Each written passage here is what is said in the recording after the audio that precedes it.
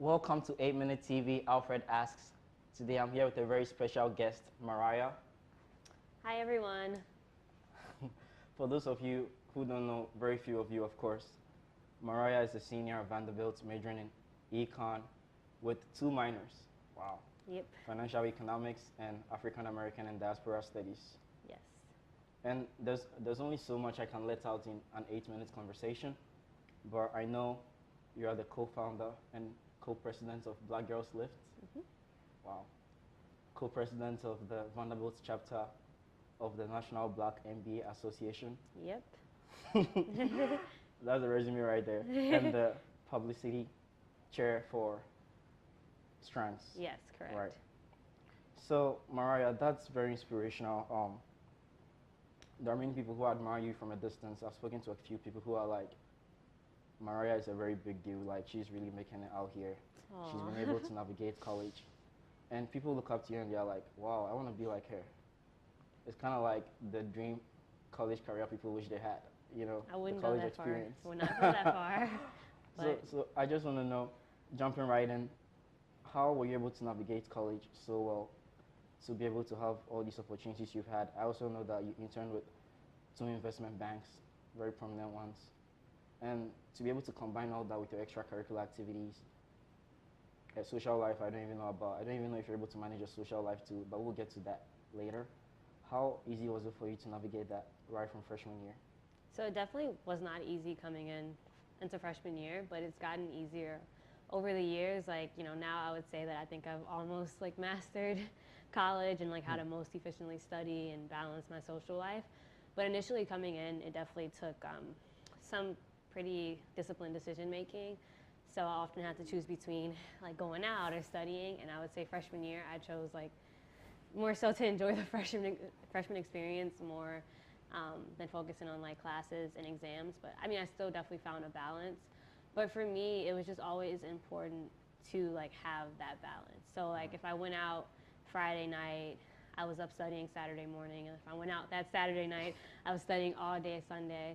And then in terms of just like leadership experience, it was just most important for me to get involved as soon as I got to campus, because I think if you don't get involved like freshman year, it's like much more difficult to actually get those leadership positions coming in as a sophomore, as a junior. But if you get into org freshman year, and then you can grow with that org, and then eventually, you know, move up within that organization. So I think it's just very important to like get here and just, you know, get going, like join organizations, start an organization if that's what you know that you want to do. So by the time you leave senior year, you've actually built some type of legacy. And then in terms of career planning, so I came in knowing that I wanted to pursue finance, but I wasn't quite sure which avenue in finance I wanted to pursue. I kind of figured that out just by like applying to different programs that the banks host for freshmen and sophomore diverse applicants. Mm-hmm. So like once again, it just takes a lot of exploration. So yeah, just if you have any sense of like what you want to do, go explore that. And I would also say, like, even if you're not sure, like explore other things too. Like I did a program in the insurance industry after my freshman year, and I had no interest in insurance, but like I had to confirm that. Like I wanted to at least do the program and figure out like, are you interested in, you know, being an actuary? So that's been my path pretty much. It really seems like you were really focused on actually experiencing as much as you can to decide if you really want to go into this field. And I remember taking a class with you freshman year. Which class was it? Principles of Macro Econ. Oh, yeah, So yeah. I find it interesting how a class like that didn't really deter you from your major and minors. Like, it actually made you feel like this is really what you want to do. Yeah, the thing about Vanderbilt, though, is that, like, econ is the closest thing to business that we have. I mean, now we have the business minor. Right, which is very new. Yeah, very but it's very new. So coming in, yeah. Most people who were doing finance were econ majors, so I kind of just followed that path. But I mean, I've seen so many people pursue finance from a poli-sci background or like an English background. So I would definitely say, like, don't let that deter you. Like, if you think, if econ isn't for you, but you still want to go into finance, you totally can do it. You just have to, you know, get a little more creative about your story when they ask you why finance. Like, you know, you got to figure out how that English major can get you to that point. But I would definitely say that you don't necessarily need an econ major to pursue finance. And I would say that That Buckles microeconomics class, it was difficult. It was difficult, and I think a lot of people find it Oh difficult. God, memories. Yeah, That a lot class, of people find it that difficult, class, yeah. but there are some that are much harder. So Like, just keep going. tell me why I took a test one time and it had 3 questions, Yeah. and I go through all 3 questions and I'm like, I have one answer, and this answer actually applies to all three. So Did you write the same answer? I wrote the same answer 3 times. Did you get a 33%? Is that You what don't you wanna got? know that. What'd you get, a 33? Oh, like, how do you set a question such that it feels like it's the same question to me? I mean, you have to like really delve deep and really have a very deep understanding of this class to be able to navigate all the way through it. And it looks Yeah. like you had that. So props to you. That's huge. Thank you. A little, just a little. But being able to combine extracurricular with schoolwork and the job search, and actually being able to succeed in it, how much of a social life do you have? Are you very social? Do you go out a lot? You mentioned that freshman year you had to like kind of put work aside and try to find a mix between the two.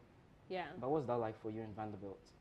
I would say I go out less now, but I do think it's most important to get that out the way freshman year because like that's when you're like getting known on campus and you're building relationships Right. and you're meeting people. So it's like if you're not gonna go out freshman year, you're not gonna meet people, and like then you're just setting yourself up for a somewhat like small Vanderbilt network and community Right. moving forward. So it's like if you're gonna do it, like definitely do it freshman year.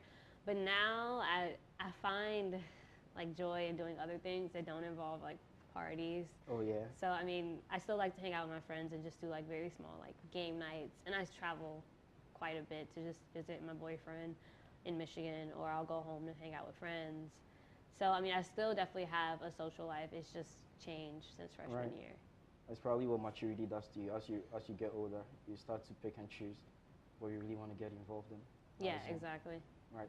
So your boyfriend in Michigan, you're in a long distance relationship. Yes, I am. Wow, how's that? That must be hard.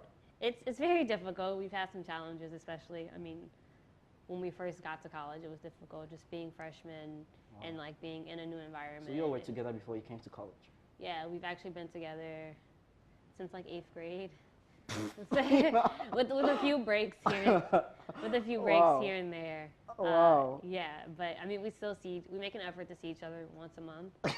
So, Yo, that's super impressive. I don't want to create an impression that I don't believe in like relationships lasting long, but being able to last together that long and still be together and be going strong, that's I know it inspirational. surprises me every day. But yeah, Well, I was having this conversation the other day and I was like, I feel like once you start dating, it gets to a point where you all are kind of like getting tired of each other. But once you're able to fix that rough patch and get back together, like, it gets to last a lot more longer than you may have thought possible. yeah, I think it really just depends, right? Because some people believe that you go through a rough patch and perhaps you have to take a break from each other. And you come back and everything, will be back to normal. And I think that works for some relationships, and then Right. for other relationships, There's no general case. not It just so varies well. from Yeah, person like to some people person. take a break from each other during a rough patch and they just never come back Right. together. But I mean, I think that's normal at this age because, I mean, you're supposed to date around, like, Yeah. some people are married now, but they are in numerous serious relationships Right, before they right. actually met that one. Right. So Plus- I think I'm just like a very rare case. I believe so. A rare case for Fingers sure. crossed. For that- sure. Wow. Knock on wood that nothing Wow. Well, goes I wish you and your man the best. Thank you. I see that you all have a nice thing going on social media, and I just hope I just hope it lasts long enough, Thank you. as long as possible. Right. So, what's next for you now that you have an offer full time? You in your senior year, almost with your major and your 2 minors, your degrees are almost secured. What's next? So right now, I mean, I signed my full-time offer letter back in August. Woo! Yeah, so I'll be completing a 3-year analyst program Nice. at an investment bank in New York City within the equity capital markets. We all want to go to New York. I wish I was in New York. New York is expensive, man. But it's a place to be. It's a place to be in your early 20s at least. Yeah, Right. exactly. So I mean, I have like the next 3 years of my life planned out pretty much. I'm not sure exactly what will come after that. I mean, hopefully I'll just fall in love with what I'm doing, Right. and hopefully I'll get a promotion and, You are really all and about get this to love stay stuff. there. I mean, hopefully I'll get to stay there. Hopefully they love me. Hopefully I love them. Right. And we get married. I get married to the company. But I mean, I really don't know. So like as of now, I'm just trying to like prepare for Yeah. adult life, which is learn how to budget because your money really does not go And that you love far. traveling. In New York City, I do like to travel, so I have to find like a balance between that as well. Yeah. Some type of fiscal balance. Right. But yeah, right now it's just pretty much like just focusing a lot on myself and just Yeah. living in the moment. Just because like I feel like at Vanderbilt, like everything is so like, I mean it's somewhat of like a very like stressful environment just to be in because like every year you have to go through recruiting and then Oh, it's God. midterms and it's just like okay like what's next, now I have to like hit this other deadline, apply for this program, and I feel like right now this is the only time where I've just been like okay, I can just relax, like things are in place, I've done what I had to do for the past 3 years to get me here, so yeah, it's a very like peaceful place to be in right now. Right. And I mean, not all of us are able to get to that point where you're like having a very relaxed transition. Because I, for instance, I'm in 19 hours, but being able to see people like you who are full of joy and hopeful of the future, we're able to tap into that, a little bit. Look, I'm in 12 hours. I'm in 12 hours, and it is still stressful. Okay. Right. So it's just nice to see someone actually make it, and it just makes us believe some more that it's actually possible if you put your heart and mind to it. And I wish you all the best at your job. I hope that if there's anything they're going to take from you, they're not going to take your Michigan trips and your vacations, right? So I actually get one protected weekend. Ooh. Every weekend. Okay, we know where that's going to be To at. travel, so I probably will end up in Ann Arbor. Right. Or wherever my boyfriend is. Yeah. So we'll All see. right. Well, thanks for coming to the show, Myriah. It was nice having you here. Thank you. All right. Till next time. Bye, guys.